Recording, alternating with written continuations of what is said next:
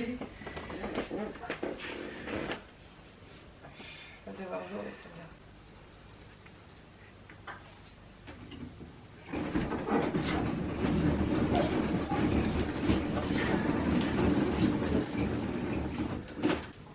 Oh, il faudrait vraiment que je le mette là. Carrément casse-couille, j'avais pas de drap.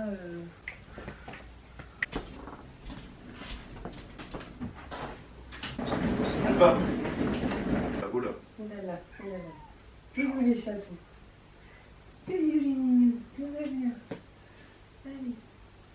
Tu veux un café? Oui. S'il te plaît.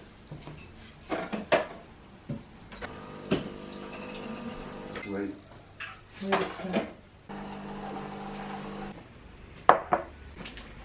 Mais...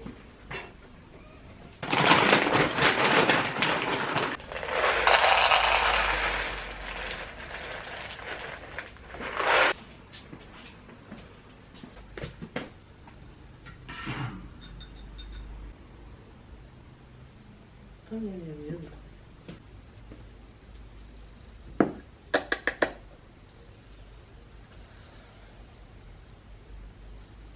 Alba, elle a sniffé les croquettes de brindilles. Ah, là, les crocs. Bon, pour donner tort. Ah, mais qu'est-ce qu'elle boit, elle aussi? Ça me rassure. Qu'elle boit autant.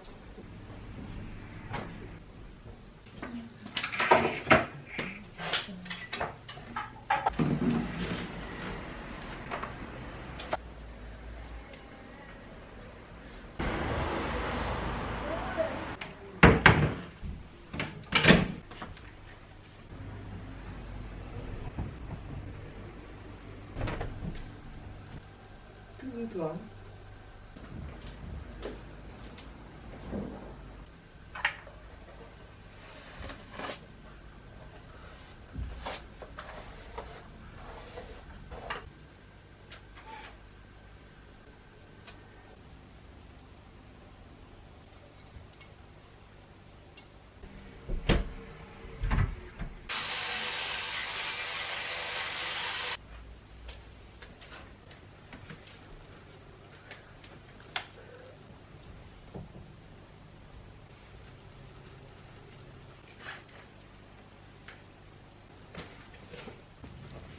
Bon, c'est parti pour la partie skincare, soins teintés, etc. Alors cette partie est en collaboration commerciale avec Typologie, mais j'aimerais aussi en même temps parler de tout ce qui touche à la confiance en soi sur la partie physique, on va dire, vraiment purement physique, les complexes, tout ça, tout ça. Alors déjà, moi je pense qu'il faut partir du postulat que je suis pas quelqu'un qui est particulièrement complexé. Maintenant, avant on va dire que c'était pas exactement cette disposition-là. J'utilise toujours et encore mon sérum à l'acide férulique pour tout ce qui est antioxydant, anti-tabac, anti-vieillissement, peau lumineuse. Très bien, très agréable. Donc je suis quelqu'un qui a relativement confiance en moi du point de vue physique. C'est pas dans le sens où je me trouve particulièrement belle, je me trouve, je sais pas, genre il n'y a pas des trucs en particulier qui font que j'ai confiance dans mon physique, mais disons que je suis plus dans une relation où je suis en paix avec mon physique et il est bien comme il est. Sauf que pour en arriver là, ça n'a pas été un chemin extrêmement simple et c'est vrai que je pense savoir quand est-ce que le déclic s'est fait et je pense que c'est ça qui va être intéressant. En gros, donc je dis que je suis bien dans ma peau, que je suis pas complexée, etc. Mais c'est vrai que je suis passée par la chirurgie esthétique, si vous ne le saviez pas. J'ai refait mon nez il y a 4 ans. Et en vrai, j'ai beaucoup appris sur les complexes en refaisant une partie de mon corps. Alors, je passe à la crème hydratante, c'est la crème hydratante visage acide hyaluronique ultra hydratante et elle apporte vraiment du confort. Et à ça je rajoute l'auto-bronzant visage qui est vraiment nickel, hyper doux et du coup jamais de possibilité de démarcation ou quoi que ce soit. Donc j'ai refait mon nez il y a 4 ans, j'en ai pas plus parlé quand je l'ai refait parce que j'avais pas forcément envie d'avoir l'avis des gens sur ce que je venais de refaire, sachant que quand tu refais ton nez il faut attendre 1 an avant d'avoir le résultat. Mais on va partir de ce point de départ pour parler du physique. Donc pourquoi j'ai refait mon nez déjà? Alors en fait j'étais très complexée par mon nez quand j'étais plus jeune. Je pense que ça a dû démarrer quand j'avais je sais pas 13-14 ans, un truc comme ça. Enfin avant ça j'étais hyper complexée par mes dents, mais bon j'ai eu un appareil dentaire donc ça a aidé. Je pense que le complexe n'est pas réellement né de moi-même, mais du regard des autres. C'est un peu horrible et tragique à dire, mais c'est vrai que quand j'étais au lycée, on me faisait des réflexions sur mon nez en mode j'avais un grand nez, que quand je parlais il bougeait, etc.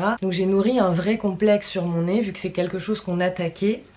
Et que j'ai fini par détester en me disant mais c'est vrai qu'il est vraiment pas beau, qu'il est trop grand, qu'il est comme ci, qu'il est comme ça, je supporte plus, punaise mais si j'avais pas ça, je serais tellement mieux dans ma peau, je serais tellement plus belle, je serais tellement tout ça.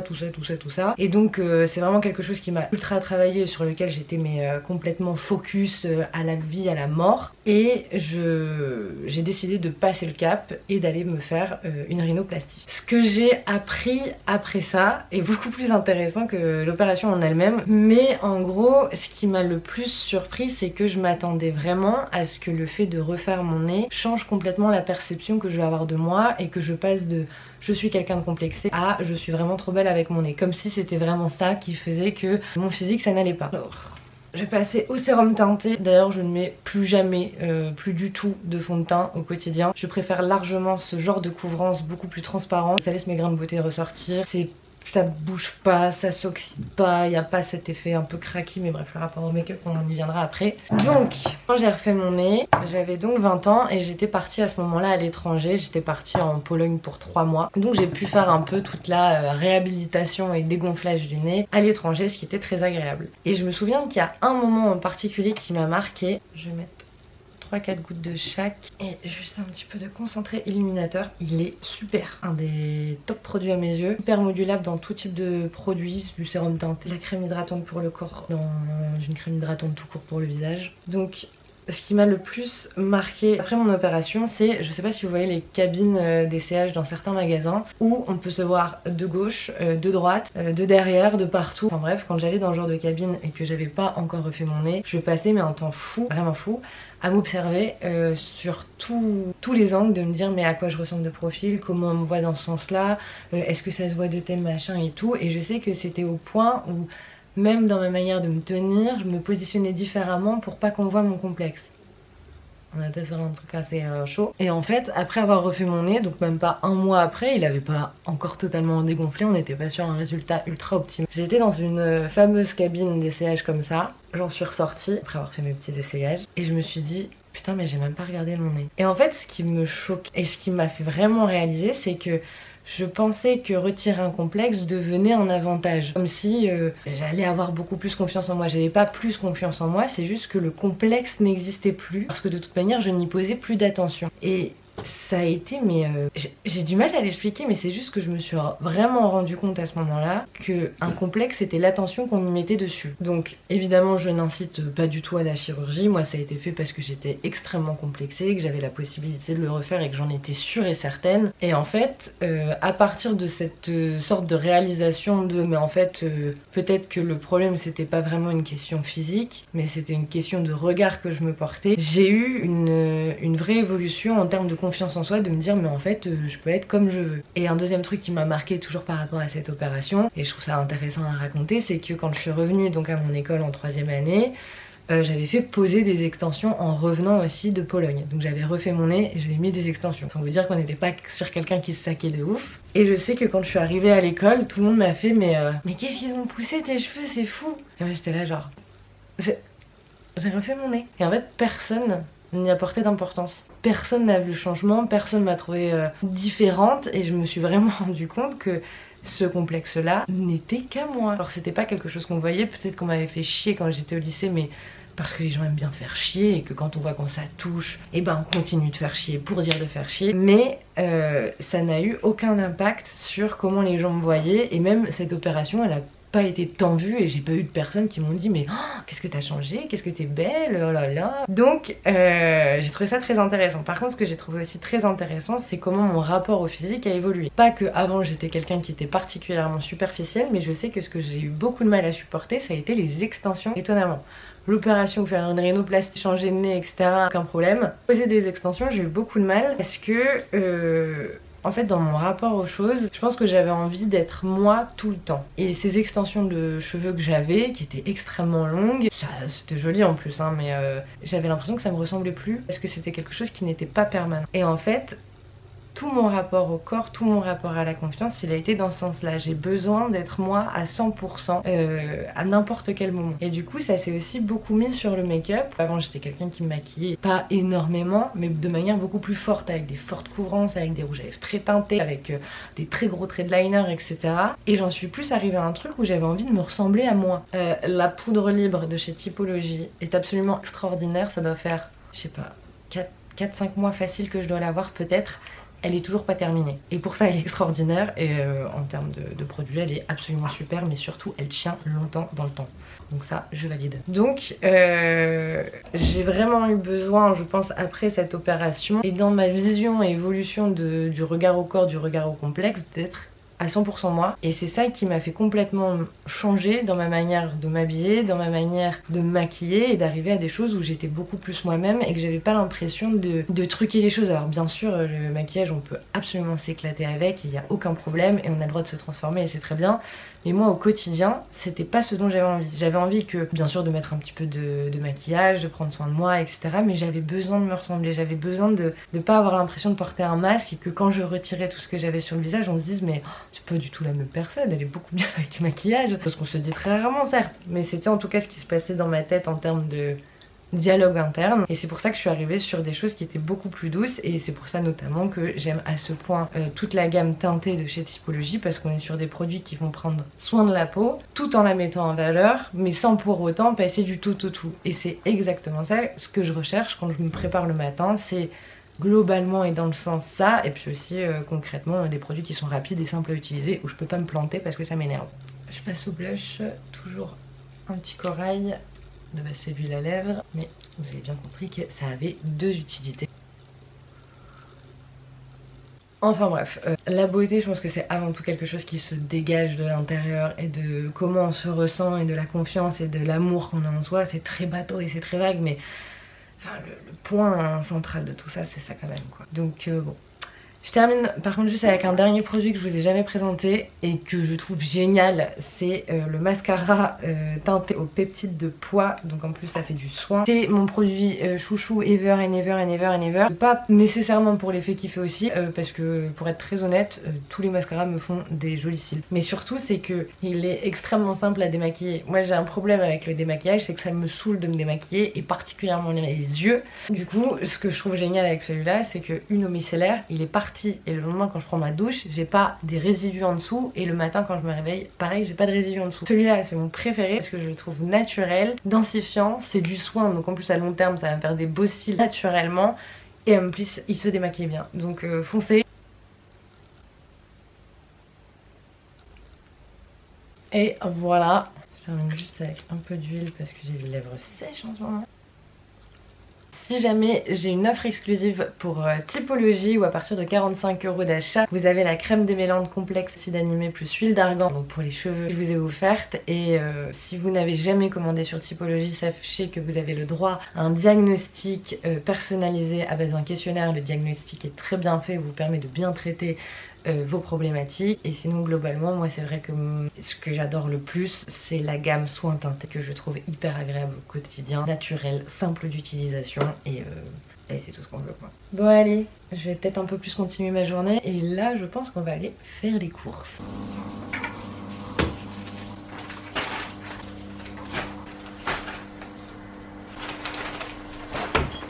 Je vais faire une petite liste de courses là.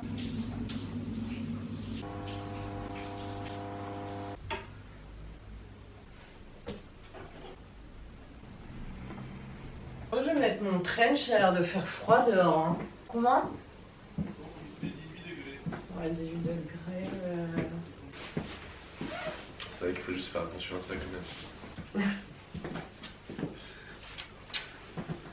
Il y a tout ce qu'il faut là où il faut.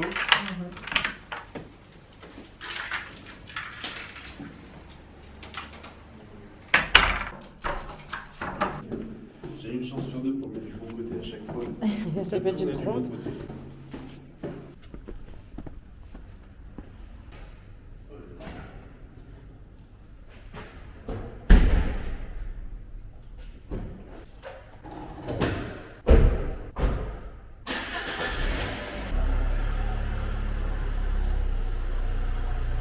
Tu peux en avoir, je sais pas, non.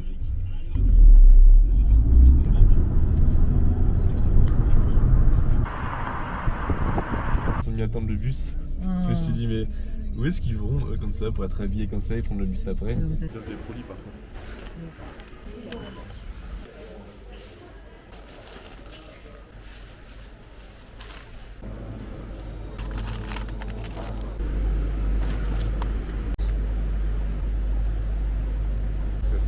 C'était que Pour le truc italien. Oh, le balai vapeur là. Attends, moi j'ai pas du tout oublié. 59 €.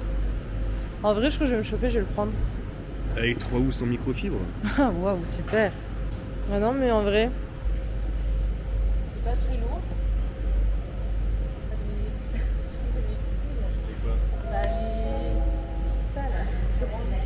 Mais je suis très contente de me prendre un super balai vapeur.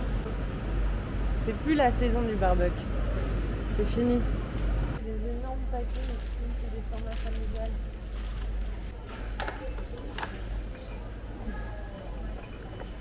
J'ai vraiment l'impression d'être une daronne avec la liste de courses là. Ouais, je sais pas pourquoi tu mets pas cette bande-là sur le téléphone. Ah bah parce que c'est chiant de faire son téléphone. Un truc, c'est que j'ai l'impression que les formats, c'est... Je veux du lait de coco, les petites briquettes. C'est pas une petite briquette, c'est le double. Donc c'est trop. Ah ouais, si vous allez à Lidl, il faut acheter ça. C'est du vinaigre balsamique mais en crème. C'est génial. Je crois que j'ai à peu près tout. Moi j'ai dit, il y en a pour 100 € plus 60 avec le balai. Plus 60.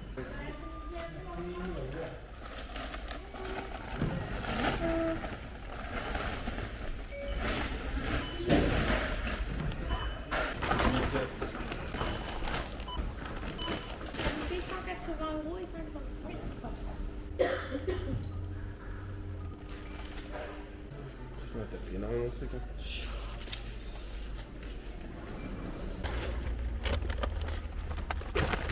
C'est l'été, madame. Hein.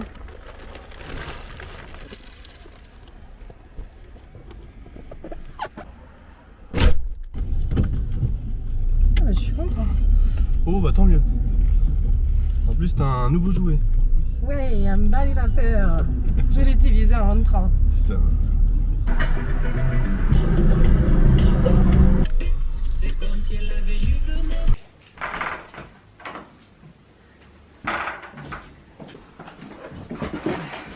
Attention, Brandy. Aïe aïe. Bon, du coup, rapidement, le haul course. Crème légère liquide, lait végétal et poudre en noisette. J'ai de la roquette, une petite tabourée, vous savez pourquoi je l'ai pris. Des oranges pour du lait, petite bêtise, des courgettes, des poivrons. J'ai acheté du thé vert bio, de la bière, des pâtés au poisson pour les deux là, du Destop, du liquide de rinçage pour le lave-vaisselle, des galettes de maïs soufflé, sopalin, des œufs en plein air, du pain complet, des carottes, Nutella, du bicarbonate de soude, du liquide vaisselle, de la farine, du thon entier, des housses microfibres pour mon balai vapeur là, que j'essayerai juste après, des tomates, du frais, donc du prosciutto, jambon de Bayonne, jambon classique, des jambons, du beurre à tartiner, du beurre pour la cuisine, pâte feuilletée, des mentales, mozzarella, une compris, encore de la mozzarella, un truc un peu comme du Saint-Mauré et de la chantilly. Tout ça j'en ai eu 180 € avec le balai vapeur.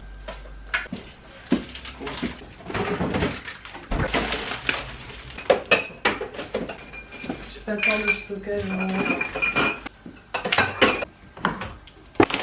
Allez hop.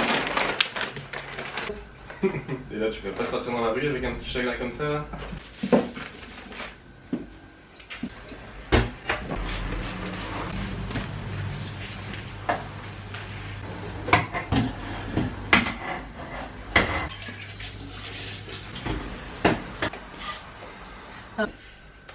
Je vais faire à manger, ça sera riz, tomate, mozza, roquette jambon sec, des trucs. Une ou deux tomates, chérie?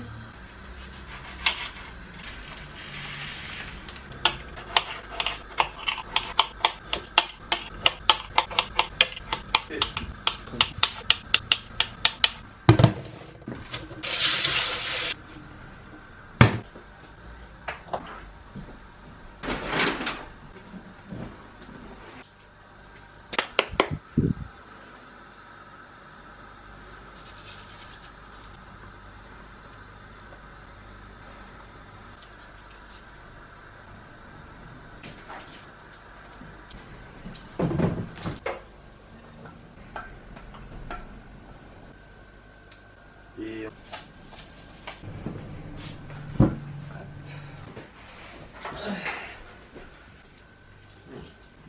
Ça va mieux? Immédiatement. Alors que... Dominique est le plus ancien aubergiste du village. Il connaît toutes les ficelles du métier. D'autant que le perroquet propose aussi des tarifs plutôt attractifs.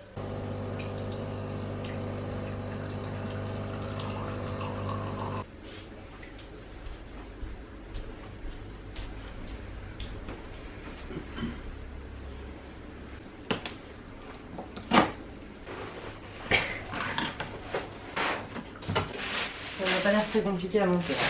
Non, ça a l'air assez encore un peu.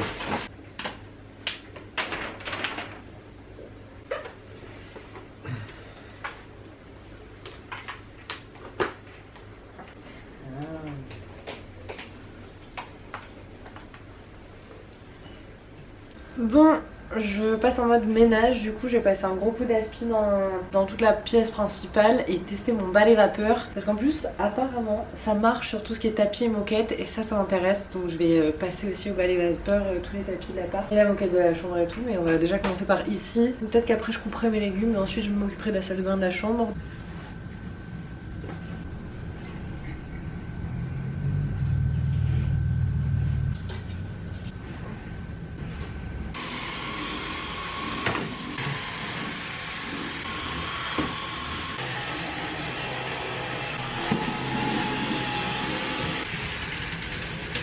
Bon, c'est tellement pratique pour laver là.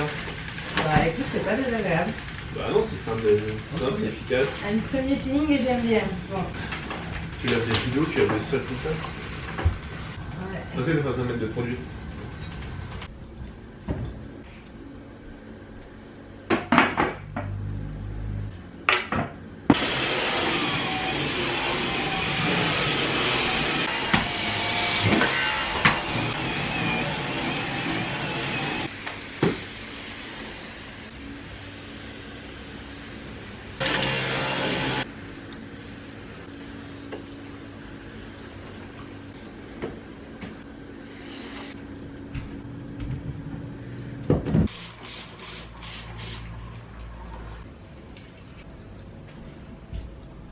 Oh, ça fait du bien, hein. Parce que j'avoue, je déteste laver le sol. Il n'y a aucun souci pour passer l'aspirateur, laver le sol. Je trouve ça infernal avec le balai, la classique et tout. Je trouve ça immonde. Et ça, super. Deux points d'amélioration si jamais vous voulez pas forcément acheter un modèle pas cher, mais plus un modèle top, qui a un bouton plus accessible. C'est vrai que le on-off derrière, c'est chiant et des fois tu fais un truc et t'as pas forcément envie de laisser le balai vapeur.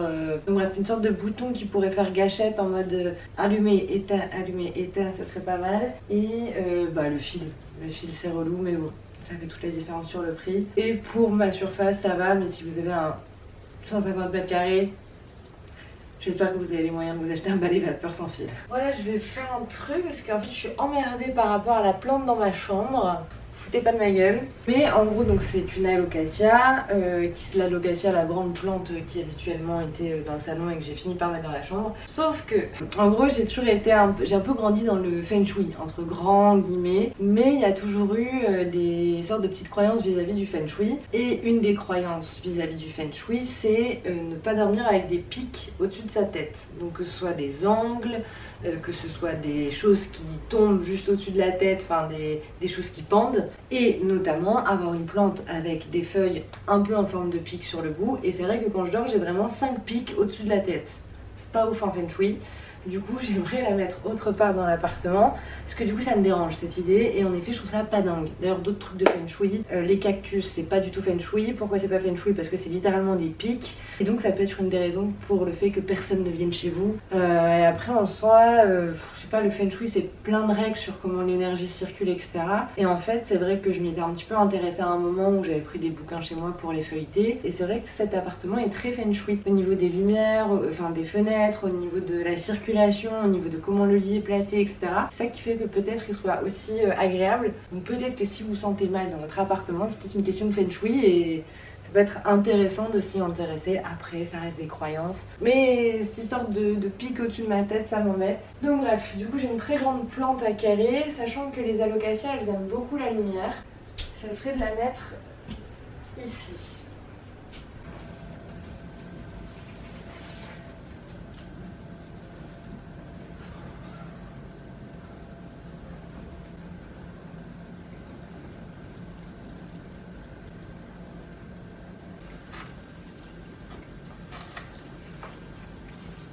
Si jamais vous voulez faire comme moi et couper des alocasias, sachez que sur les alocasias il y a des femelles et des mâles. Les femelles c'est celles qui ont ça, qui ont des lèvres, c'est facile pour se souvenir. Et les mâles ils ont pas cette ouverture et du coup il faut surtout pas couper le mâle parce que c'est ça qui fait les bébés. Si j'ai bien tout compris. Bah quoi que là si je la remets j'ai plus de trucs au-dessus de ma tête hein. Et les deux là-bas, ils sont mignonnes. Elles sont mignonnes hein. Alba est dans le carton. Brindille est en train de faire un gros dodo sur... Tadam. Non, c'est vraiment mieux.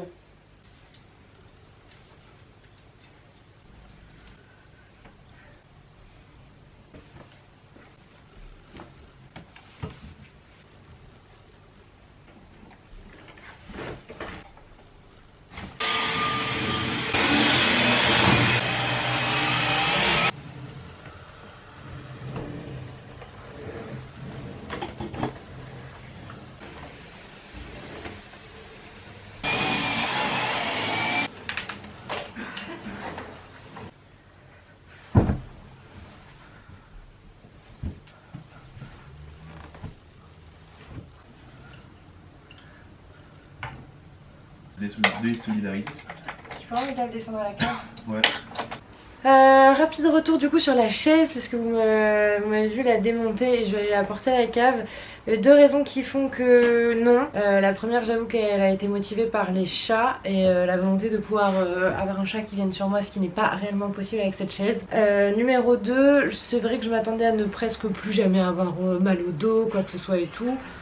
En fait c'est à peu près pareil, enfin ça change pas du tout au tout, sachant que j'ai pas une posture non plus hyper yoga, genre c'est pas une vraie chaise de yoga. Donc c'est pas mal mais je pense qu'il faut plus d'espace. Donc c'est pas à jeter, je pense pas la revendre ou quoi que ce soit, ou la refiler à quelqu'un, mais là elle correspond pas à mes besoins. Je trouve que dans mon bureau, enfin dans mon espace salon et tout, je suis pas tant convaincue. Donc voilà, peut-être que pour certains c'est génial, mais pour moi ça n'a pas été la chaise coup de cœur de l'année quoi.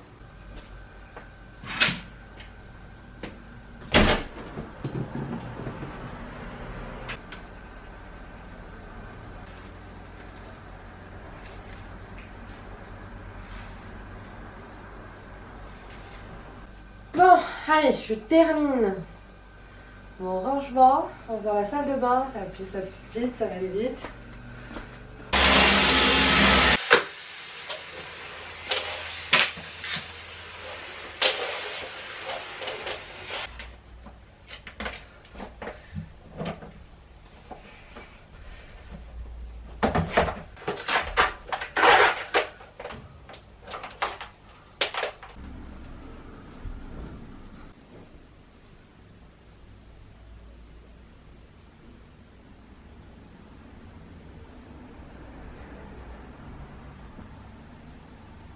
Contente de mon achat. Bon, bah écoute, c'est le principal. Ouais, et ça nettoie vraiment nickel. Il y a quand même pas mal de trucs, c'est plus de 10 balles, quoi, donc ça va vite en fait. Bah, c'est clair. Et c'est pareil. Aujourd'hui, 7h45. Bon, je suis sortie du lit. Demain, c'est ça, on verra bien.